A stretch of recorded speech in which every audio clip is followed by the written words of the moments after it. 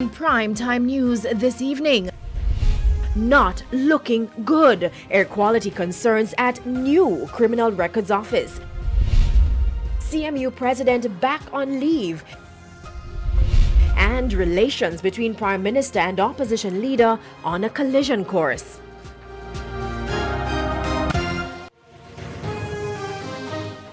Good evening and welcome to Primetime News on air and online at onespotmedia.com. I'm Janella Precious. And I am Andrea Chisholm. Also this evening we have the top business stories of the day. Milton Walker has the preview.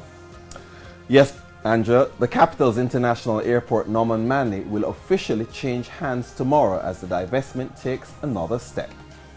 Thank you, Milton. And lots happening in sports. Spencer Darlington has our preview. Spencer?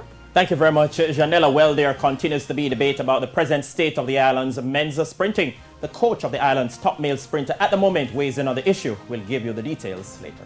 We're definitely looking forward to that. And we also have sports commentary, E-Prime, and weather in this newscast. But before the break, the feedback question. Tonight, we're asking, what do you think the Prime Minister and opposition leader can do to rebuild the trust between them? You may share comments online, facebook.com/Television Jamaica, and tweet us at Television Jam. Please stay with us. Primetime News returns after this break.